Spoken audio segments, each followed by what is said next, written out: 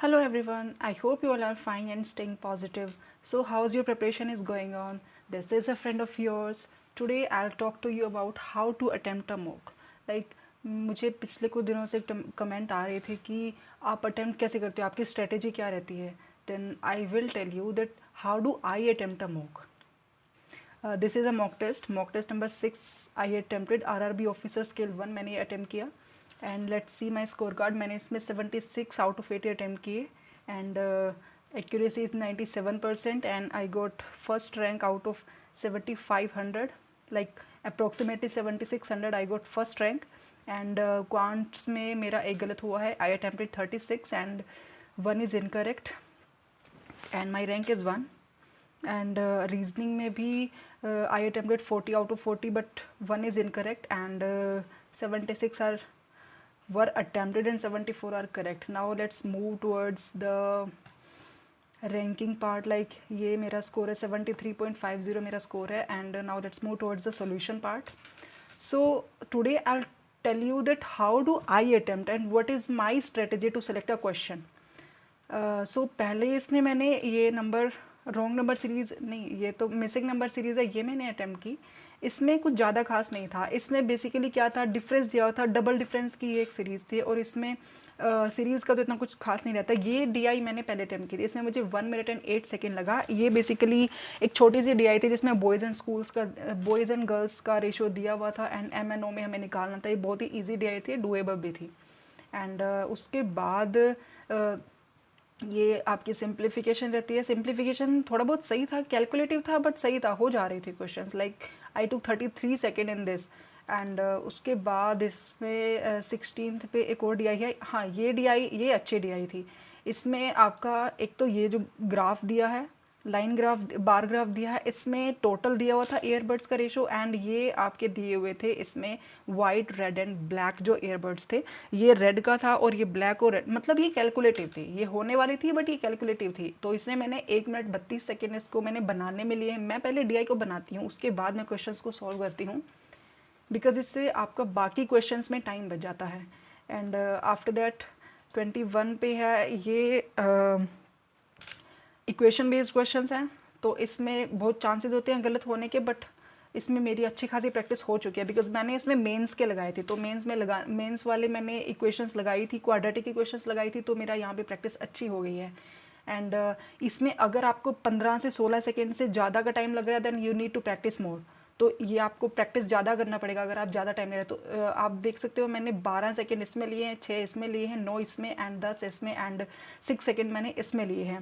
And ये वाली एक डीआई थी, ये मेरा क्वेश्चन गलत भी हो गया. ये डीआई बेसिकली बहुत बेकार सी डीआई थी. ये मुझे यहाँ पे मुझे समझ में नहीं आया. ये जो इन्होंने दिया है CTS TCS ये सही है, मतलब ये क्या था, जो ब्लू वाली लाइन है वो average number of 2 type of departments दिया था. एक डिपार्टमेंट सिस्टम एनालिस्ट था एंड दूसरा डेटा साइंटिस्ट था. तो इसमें मुझे यहाँ पे कन्फ्यूज़न हुआ, ना तो ये हाफ ही लग रहा है और ना तो ये 82 ही लग रहा है. तो मैंने इसको बनाने की कोशिश की लेकिन मैंने इसको छोड़ दिया. तो मैंने इसको छोड़ा क्यों, मैंने यहाँ पे टाइम लिया 19 सेकेंड का बट मुझे यहाँ पे समझ नहीं आई तो मैंने इसको छोड़ दिया. मुझे लगा कि इसमें बाद में करती हूँ मैं इसको, बट ये करने वाली थी भी नहीं क्योंकि ये टाइम कंज्यूमिंग थी बहुत ज़्यादा. इसमें जो क्वेश्चंस मैंने देखे तो ये क्वेश्चंस इसमें अच्छे नहीं थे तो मैंने इनको छोड़ दिया. एंड उसके बाद अर्थमेटिक भी इनका कैलकुलेटिव पूछा हुआ था. तो इसमें मुझे हर एक क्वेश्चन में 1 मिनट से ज़्यादा लगा है. एंड अगर मुझे 1 मिनट से ज़्यादा लग रहा है देन ये अच्छा साइन नहीं है, बिकॉज ये कैलकुलेटिव या तो इन्होंने कैलकुलेटिव दिया है या फिर मुझे टाइम ज़्यादा लगा है. So I need to practice more. तो हर एक क्वेश्चन में मुझे 1 मिनट से ज़्यादा टाइम लगा था. एंड ये मुझे वर्क करना पड़ेगा या फिर इनके क्वेश्चंस कैलकुलेटिव थे. बट ओवरऑल मैंने जो मैथ्स में टाइम लिया है वो मैंने 23 मिनट्स लिए हैं. 23 मिनट्स में मेरा मैथ कंप्लीट हो गया था and 35 questions I attempted. Now let's move towards the reasoning part. Reasoning में बहुत अच्छा था, बिल्कुल सही था. मैंने ओवरऑल जो टाइम लिया है वो 21 मिनट लिया. नहीं, ये मेरा टाइम तो नहीं हो सकता, मेरा 17 मिनट्स था ना. लेट्स सी मैंने कितना टाइम लिया है रीजनिंग में. रीजनिंग में मेरा टाइम कम होना चाहिए, ये ज़्यादा क्यों आ रहा है. हाँ, ये मेरा ही है, 21 मिनट्स मैंने लिए हैं.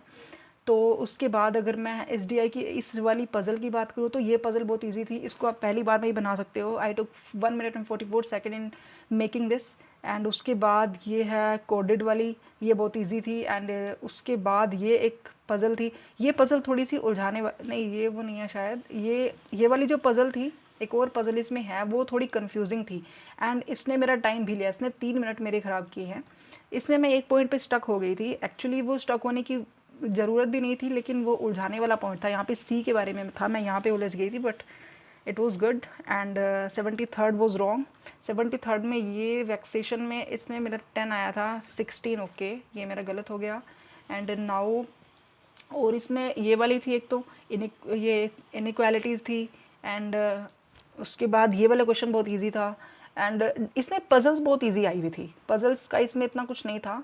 एंड आफ्टर दैट ये वाली एक लास्ट पजल थी, ये बहुत इजी थी। और एक ये थी, ये पजल, इसमें ना लास्ट में कुछ था, ये जो एल और ओ है इसमें 2 पॉसिबिलिटीज़ बन रही थी। ये पॉसिबिलिटीज़ इसमें एल ओ की मेरे पास 2 पॉसिबिलिटीज़ आ रही थी, या तो ये 30 होना चाहिए था या तो ये 35।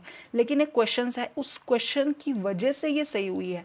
ये वाला जो क्वेश्चन है, इस क्वेश्चन ने को सही किया, नहीं तो इसमें 2 पॉसिबिलिटीज़ आ रही थी। तो ये आपको ध्यान रखना है गाइज, क्वेश्चंस भी बहुत इंपॉर्टेंट पार्ट प्ले करते हैं। So it was the mock test and analysis of the mock test. I hope you like the video and thank you.